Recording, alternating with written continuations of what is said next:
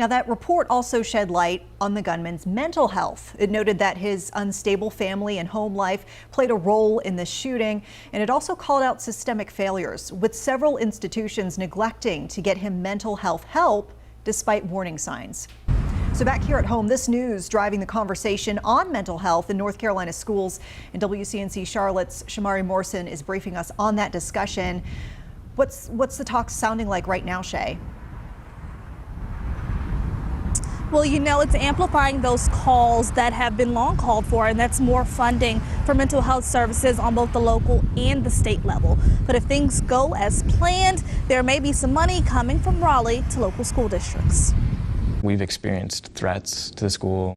I have classmates who have lost their parents this year. When it comes to mental health and emotional health and those kinds of things, there really is no zip code. Those are the voices of students and administrators,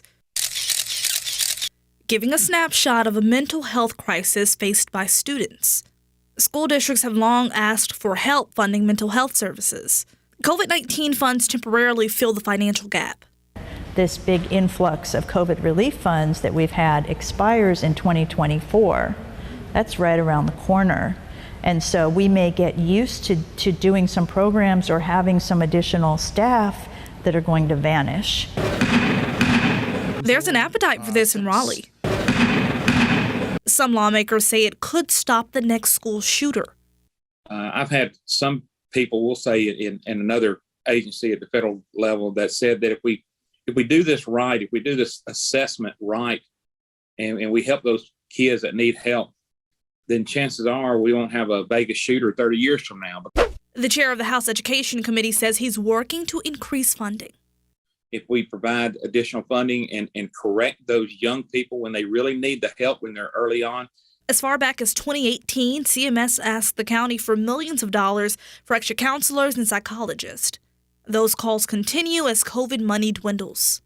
Unless we can show either the state or the county that these investments are worthwhile, and please, replace those funds when they disappear. School districts may have some luck on the state level in the coming months.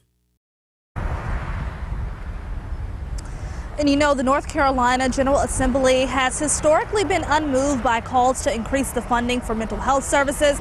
And that shows because a lot of districts in our area actually don't have the recommended amount of school psychologists and school counselor ratio to students.